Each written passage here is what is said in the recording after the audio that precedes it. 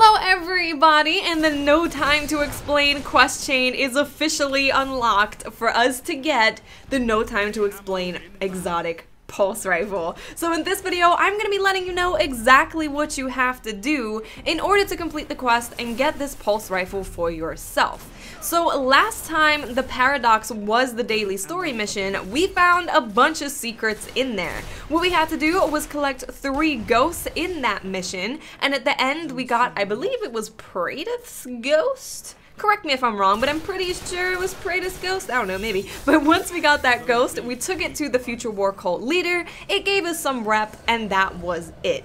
We didn't know what we had to do after that. We didn't know if there was anything after that. But now it has been unlocked to do the rest of this quest. So if you were fortunate enough to be around to play the daily story last time and have turned in that ghost to the future war cult leader, you will have these next steps that I'm going to talk about. If you didn't do it the last time it was the daily, you won't be able to continue it today. Now, we don't know when it's going to continue again. It could be another week. It could be until the Paradox mission is the daily story again. We have no clue, but if you didn't do it last time, I'm sorry, you won't be able to continue today. But if you did happen to do it last time, you will find that the future war cult leader has a quest for you. The first part of this is to basically give your money or motes or stuff to the future war cult leader in order to get your donations all the way to 100%. So you can use motes, you can use ammo synth, like heavy ammo synth, you can use weapon parts, you can use armor materials.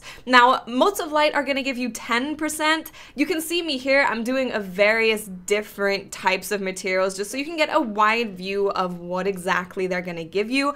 I would just use motes. I mean, you can use a mixture of things. I used the mixture just so I could show you guys, but if you wanted to just use motes, that's obviously going to be the fastest. So you just buy these packages and wait until the quest goes all the way to the top to 100%, and then you are done with that part of the No Time to Explain quest chain. When you have completed that, you will get the next part, and that is to kill a taken Minotaur. Now, this is not just any Minotaur. It does specify that it has to be a powerful one. Now, I didn't really know what really counted as being powerful, but I knew that when the Taken do corrupt the land in Mars, the Taken Minotaurs do spawn, and I know that the big boss, like the big lieutenant, big captain guy, dude, is actually a Minotaur. So I was like, I'm gonna find it either way. I'm gonna head to Mars, and that's exactly what I did. So I would recommend that you do go to Mars exactly where I am going, because there's a bunch of Taken Minotaurs there. They don't work, unfortunately,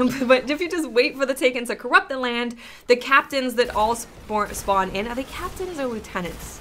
I can't remember. But anyway, when they spawn in, you can kill them and then you can just leave. You don't have to kill the big, final, huge, invisible boss dude. You can just kill the lieutenant captain guys. So this part is actually pretty simple. Once you do finally see one, they are invisible, so keep your eyes open. Once you find one and take him down, you will get the thing that you need to shatter. Now, I didn't know what shattering meant. I was like, ooh, what's shattering? Do we have to take it somewhere? Does the future war cult lady have to shatter it? It turns out that all you have to do is go into your inventory and basically delete it.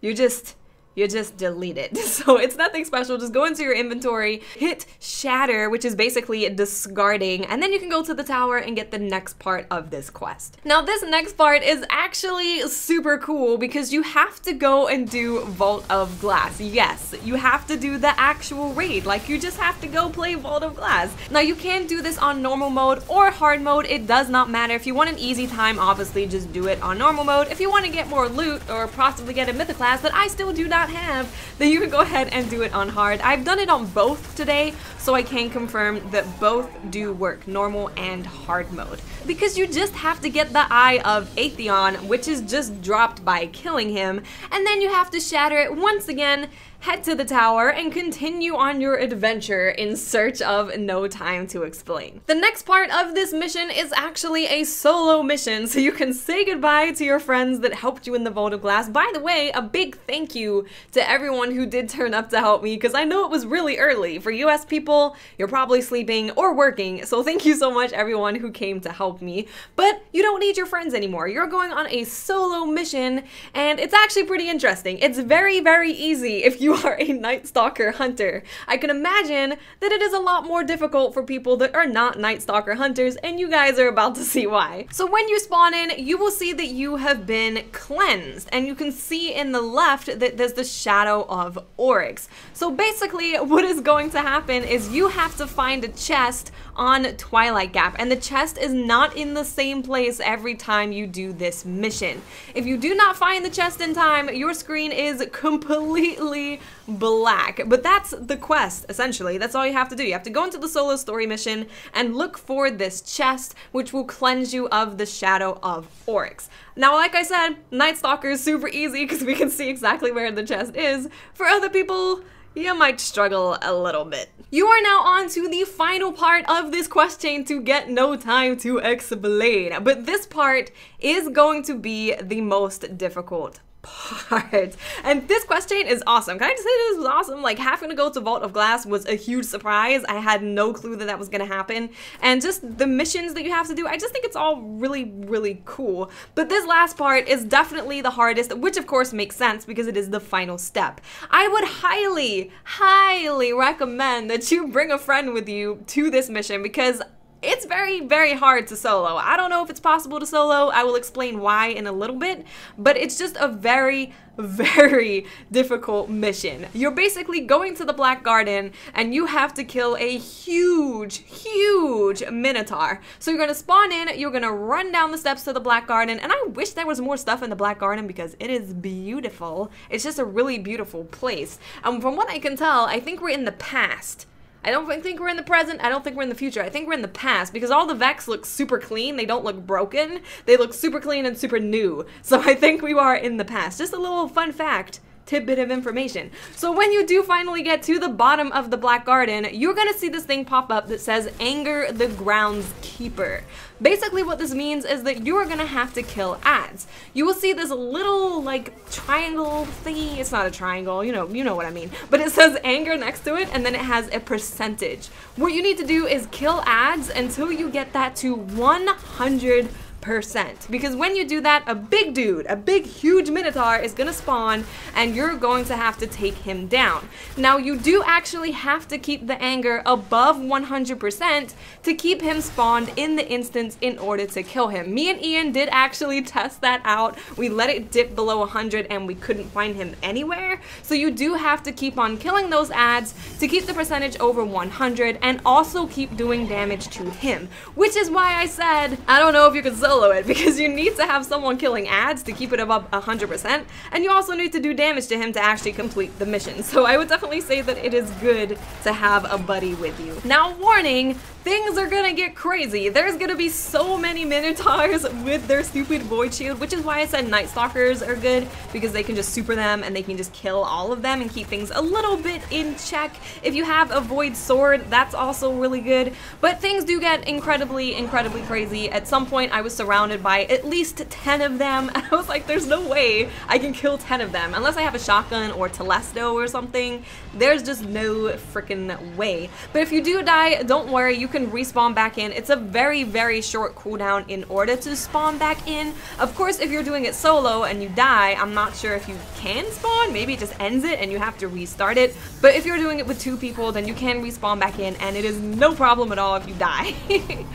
The big guy himself is actually not that hard to take down. It's just trying to deal with all the ads and shooting him at the same time. It might actually be best to just kind of ignore them for the most part and just focus on doing damage to him.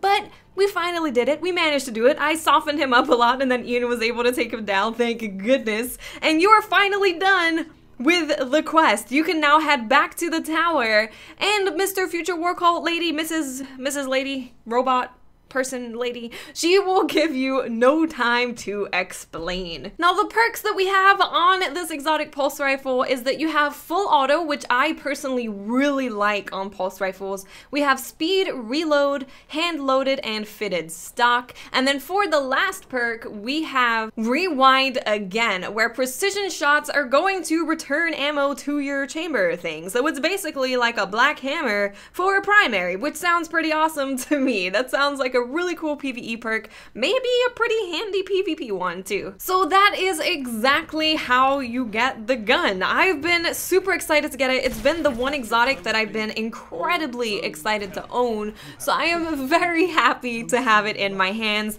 Tomorrow I will have a full Crucible review on No Time to Explain, so if you specifically want to know how this gun performs in the Crucible, that is going to be the video for you. I will link it in the description of this video when it is up. But that's it, guys. If you want to know about the Crucible, tune in tomorrow. I will be streaming tonight with this weapon, so if you want to see me doing Crucible with it, you can come and hang out in the stream. But that's it. Good luck, guys, trying to get No Time to Explain. It's an awesome quest chain. It's a pretty awesome gun from what I've personally used, and I will speak to you awesome people later. Bye. Heavy ammo available.